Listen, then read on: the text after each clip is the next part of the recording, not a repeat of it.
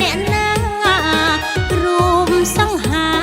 រលើមរំលងល្អត្រូវទ្រង់ជាងអង្គបាសីខ្យល់រំភើយរហើយអត់បីដូចតន្ត្រីលេងបទសារវារវាព្រមតែម្នាងឯងរងបន្លាយនឹងលំអប្រាណសារវាព្រមតែម្នាងឯងរងបន្លាយនឹងលំអប្រាណសា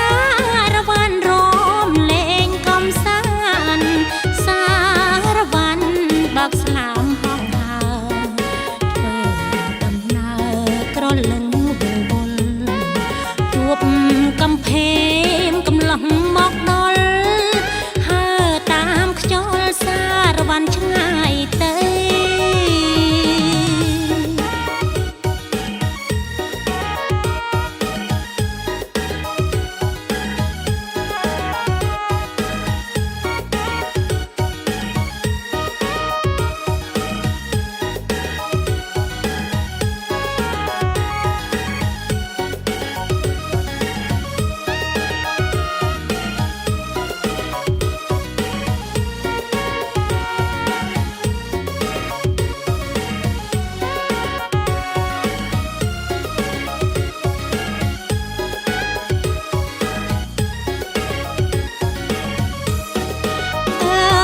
កំភេងក្រមុំសំសួនតបតែងខ្លួនលើមេឃត្រឹងសាអើយកំភេងក្រមុំសំសួនតបតែងខ្លួនលើមេឃត្រឹងសាតាកំភេងតែងបង្អួតអ្នកណារួមសង្ហារលើមរលងត្រូវទ្រង់ជាងអង្គខ្យល់រំភើយរហើយអត់បី